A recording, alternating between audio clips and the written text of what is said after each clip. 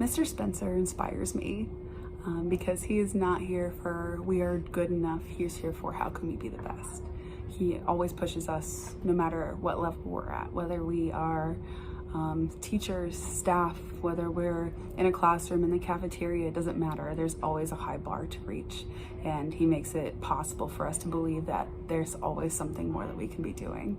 Yeah. Happy Principal's Day, Mr. Spencer. I appreciate you because even though I never show up to school, you always encourage me to come, do my work, and try the best that I can, and you're a great support system for us. Yeah. I appreciate Mr. Spencer because he always wants to hear both sides of the story and he's fair. Go. I appreciate Mr. Spencer because he's a caring principal. Go. He gives people opportunities. David Spencer at Legacy, he really inspires me to center the perspective of our students, but not only our students, but our staff as well.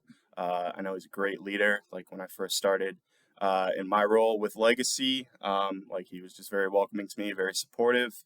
And I just know like he cares very deeply about the students, very deeply about our families, making sure they're taken care of, making sure that, our support for them is genuine. So I very much appreciate David for that. David Spencer inspires me to, well, two things. One, bring positivity, especially around others in all aspects of any environment. And two, to reflect on the heart of why we do things. And hopefully someday I'll learn his brilliant skill of taking that heart and telling a story and inspiring others, whether they have the heart or not, to be inspired. Spence is an incredible storyteller. He's an incredible motivator, and you are so positive all the time, whether it's genuine or not, which I think it is. I think I figured out that it is. So, you inspire me.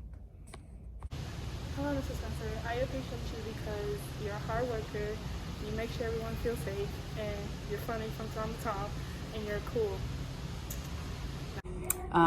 Mr. Johnson, our PE teacher, had to give an example of humility in his grad school class of what leadership and humility looks like.